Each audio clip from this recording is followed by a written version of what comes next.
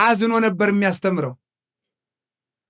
ለማይነገረው አይነገርም። ሐዋርያት አንድ ቀን ሰብስቦ እንዲህ አላቸው።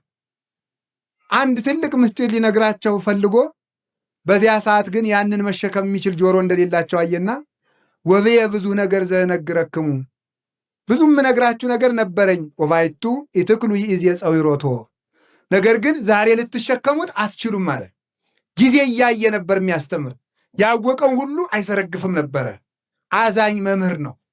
ይህን ይዘው ሊቃውንቱ ደግ መምህር፣ ደግ ሐኪም፣ ደግ እረኛ ይሉታል።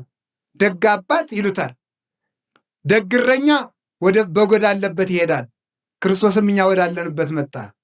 ደግ ሐኪም ከቤት ሄዶ ያክማል። ክርስቶስም በቤታችን መጥቶ አዳነን። ደግ መምህር ካሉበት ሄዶ ያስተምራል። ክርስቶስም ወዳለንበት መጥቶ አስተማረን። ደግ ንጉሥ የግዛቱን መጎዳት ወርዶ ያያል ከዙፋኑ። ክርስቶስም ደግ ንጉሥ ነውና ከመንበሩ ከሰማይ መንበሩ መጥቶ እኛን ጉዳታችን አይቶ መልሶ በመንበሩ ላይ አነገሰን ማለት ነው። ስለዚህ ጌታችን ኢየሱስ ክርስቶስ የውበት ምንጭ ስለሆነ ላይ ይባላል። ስለዚህ መስቀል የልጅነት ምንጫችን፣ የጥማት መቁረጫችን፣ የውበታችን ምንጭ፣ ማደጊያችን፣ የምናድግበት ወተት የፈለቀበት፣ ሐዘናችን የሚርቅበት ወይን የፈለቀበት ነውና ዕፀ ሕይወት። አዳም ከዚህ ዕፀ ሕይወት ስር እነዚህ አራት ነገሮች ይፈልቁለት ነበር። ስለምን? በንጽህናው፣ በቅድስናው፣ በንጽሐ ጠባዩ። ያንን ጠባዩን አበላሸው። ገንዘብህን በከንቱ አትበትን ማለቱን ማለት መስላችሁ? ንጽህናን በከንቱ አትጣል ማለት ነው። እስኪ በሉ ሁላችሁም ንጽህናን በሉ። በምን አትጣል? በከንቱ አትጣል። ንጽህና ብቻዋን ነበረች አዳምን አንግሰው የምትኖር። ንጽህናን ምን አጎደላ ስትሉ? ስግብግብነት፣ አልጠግብ ባይነት ንጽህናን አጎደለ። ከዚያስ ድሮ እኮ ሰውና አንበሳ ጠበኛ አልነበሩም። አንበሳ ሂዶ የአዳምን እግር ይሊስ ነበር። ሰውና ጅብ ጠበኛ አልነበሩም። ሰውና ነምር ጠበኛ አልነበሩ። ሰውና እባብ፣ ሰውና ዘንዶ ጠበኛ አልነበሩ። ሰውና አይጥ፣ ድመት፣ ጉርጥ ጠበኛ አልነበሩ። ሰላማውያን ነበሩ። በማን አማካኝነት? በንጽህና አማካኝነት። የአዳም ንጽህና ሲጎል ግን ምን ሆነ? ጅብም አዳምን እበላለሁ ማለት፣ እባብም እነድፋለሁ ማለት፣ ዘንዶም እውጣለሁ ማለት፣ ነምርም በጥፍሬ እዋጋለሁ ማለት። ንጽህና ሲጎድል ወዳጆቻችን ሁሉ ጠላት ይሆናሉ፣ ከአጠገባችን ይሸሻሉ። የኃጢአት ችግሩ አንደኛ እግዚአብሔርን፣ ሁለተኛ ወዳጅን፣ ሶስተኛ ራስን ያሳጣል ይላል ሊቅ። አንደኛ ማንን ያሳጣል? እግዚአብሔርን። ሁለተኛ ማንን ያሳጣል? ራስን። ሶስተኛ ማንን ያሳጣል? ወዳጅን ያሳጣል። አዳም ንጽህና ሲጎለው የእግዚአብሔር ክብር ከሱ ላይ ጎደለ። ሲጎለው ራቁቱን ተገፈፈ፣ በገዛ እጁ ተሰደደ። ኃጢአት ያሰድዳል፣ እርኩሰት ያሰድዳል፣ ንጽህና ያነግሳል። ከዚያስ ተመልከቱ፣ አዳም ማንን አጣ? ንጽህናውን ሲያጣ ራሱን አጣ። ራሱን አጣ ማለት ነው። አዳም ወይ የሞት ሞት ሙት ተብሎ ተፈረደበት። በሞት ራሱን ያጣ ንጽህናውን ሲያጣ ነው። ንጽህና ራስን ያሳጣል። ሶስተኛ ማንን ያሳጣል? ወዳጅን ሁሉ ያሳጣል። የገዛ ሚስቱ ወዳጁና ጠላት ሆነችበት፣ ጠላት።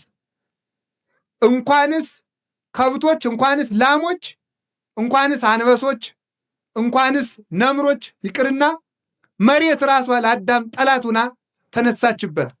በዚህ ትደነቃላችሁን? የገዛ ሰውነቱ ለአዳም ጠላት ሆነበት። ምን አበቀለበት? እሾህ። ኦሪት ዘፍጥረት ምዕራፍ 3 ቁጥር 17 ላይ እግዚአብሔር ምን አለው? ተብከልቱ ብላ በአፈ ገጽከ ለታብቁል ምድር ሶከ ወአሜከላ በእንቲአከ፣ ምድር በአንተ ምክንያት እሾህ ታብቅል አለው። እሾህ ታብቅል። እጽዋት ከአዳም ስህተት አስቀድሞ እሾህ አልነበረባቸውም። አጋፍ፣ ኩርንችት፣ ግራር የሚባል እሾህ የለም። የአዳም እርግማን ከእጽዋት ላይ እሾህን አበቀለ። በሰሙ በወድቁ የአዳም ሰውነት በሽታ በቀለ፣ ደዌ ያበቀለ። ከዚያ በኋላስ ደግሞ ክፉ ሕሊናን አበቀለበት። ፍቶታት፣ እኩያት፣ ኃጣው፣ እርኩሳት ሰለጠኑበት። ስለዚህ ኃጢአት ይላሉ ሊቃውንት 4 አይነት ሞት ያመጣል ይላሉ። የመንፈስ ሞት፣ የሥጋ ሞት፣ የሕሊና ሞት እና የዘላለም ሞት 4 ሞቶችን ይወልዳል። ማን? ኃጢአት። ንጽህና ደግሞ ከነዚህ ነው። የሥጋ ሕይወት፣ የነፍስ ሕይወት፣ የሕሊና ሕይወት፣ የዘላለም ሕይወት ማን ይሰጣል? ንጽህና። የሥጋ ሞት መቀሰፍ ነው፣ ያለ ዕድሜ መሞት ነው። አዳም በ935 ዓመቱ 30 ዓመቱ እንዲሞት እግዚአብሔር አልፈቀደም ነበር። ዘላለም እንዲኖር ነበረ ዕድሜው የተቆረጠ በንጽህና ጉድለት ነው። ቅስፈት የሚመጣ በንጽህና ነው። ንጽህና ሲጎል ቅስፈት ይመጣል። የሰው ዕድሜው ዛሬ ቢበዛ ስንት ነው? 70 ወይም 80። አዳም ያተረፋት እንዳረጎት ዛሬ እኛ እንኖራለን ማለት ነው። የአዳም ዕድሜው 930 ዓመት ስለነበረ፣ ስለዚህ ዕድሜን የቆረጠው ዝሙት ነው። እርኩሰት፣ ኃጢአት ዕድሜን ይቆርጣል። ከዚያ ሥጋው ሞተ፣ ፈረሰ፣ በሰበሰ። የሕሊና ሞት ምንድን ነው? ቀቢጸ ተስፋ፣ ብቸኝነት፣ ብሶት፣ ኃጢአት በሕሊና መውጠት መውረድ፣ መታወክ፣ ሰላም ማጣት፣ እየበሉ መራብ፣ ለብሶ መብረድ፣ ከሰው መሃል ሆኖ ብቸኝነት፣ ተሹሞ ሽረት፣ ውርደት፣ ድካም፣ ምንም እርካታ ቢስ መሆን፣ ደስታን ማጣት፣ ስደተኛ መሆን፣ ከቤት ውስጥ ተቀምጦ መቅበዝበዝ፣ ሀገር ባለበት ከተማ መሃል ተቀምጦ ሰው ሁሉ ሙቶ አልቆ እኛ ብቻችን የቀረን እስኪመስለን ድረስ የብቸኝነት ስሜት መኖር፣ ምድር መጥበብ፣ የት ልሄድ ማሰኘት። አንድ መነኩሴ ጀማሪ መነኩሴ ነው። ገዳም ሂዶ ኃጢአትም ቢያለው ገዳም ገብቶ ኋላ ለአንድ ትልቅ አባት ሂዶ አባቴ ኃጢአትም ቢያለኝ አለው። ይህንን ዓለም ጥለኸው ሂድ አሉት። ዓለምን ትቼ ከገዳም መጣው፣ ከገዳምማ ደግሞ ወደ የት ልሄድ ብሎ መለሰ። እዚያም ገብቶ አልቆምለት ስላለ ማለት ነው። እዚህ ከዓለም ወደ ገዳም ተሄደ፣ ከገዳም ቢፈትን የት ይኬዳል? ስለዚህ ከራስ መሸሽ ነው እንጂ ከቦታ መሸሽ አያዋጣም። መሸሽ የሚባለው ከራስ ጠባይ ነው፣ ከራስ ልማድ ነው። ቦታችን እየለወጥን ብንቀመጥ፣ ብቻችን ከጫካ መሃል አንገታችን አስረን ብንጸልይ፣ ከጠባያችን ካልሸሸን፣ ከቦታ ብንደበቅ፣ ከከተማ ብንወጣ ፍጹም ሰላምን ልናገኛት አንችልም። ስለዚህ የእግዚአብሔር ቤተሰቦች የአዳም የባከነ ሀብቱ ንጽህናው ሥጋውን ቆረሰበት፣ ሕሊናውን ገደለበት። ዛሬ አርፎ የሚተኛ ሰው አለ መሰላችሁ? ሰው መንኩሶ አያርፍ፣ ሰው ዲቁና ያዙ አያርፍ። ሰው እኮ እየቀደሰም ማረፍ አቃተው። ሰው እየሰበከም አያርፍ። ሰው መንኖም አላርፍ አለ፣ ተሹሞም አላርፍ አለ። ሰው ቤት ሰራም ምንም አለ አላረፍ፣ አገባም አያርፍ። አይኑ ዞር ማለት ሰው አላርፍ አለ። የሚያሳርፍ ንጽህና እንጂ ሕሊና ሲነጻ ዓለም ሁሉ የእናንተ ነው። ቅዱስ ሕሊና ካላችሁ ዓለም ሁሉ የእናንተ ነው። ብዙ ነገር ሞልቷችሁ የተልከሰከለ ሕሊና ከሚኖራችሁ ምንም የሌላችሁ ንጹሕ ሕሊና ያድርጋችሁ መድኃኒዓለም። ንጹሕ ሕሊና ያለው ሰው ባለጸጋ ነው እያልኳችሁ፣ በዓለም ላይ ያለ ፍጹም ባለጸጋ ያንን የሚጠብቅበት ስርዓት አለ። እኔ ችግር ዘርዝሬ ትቻችሁ አልሄድም፣ መፍትሄውን ነግራችኋል።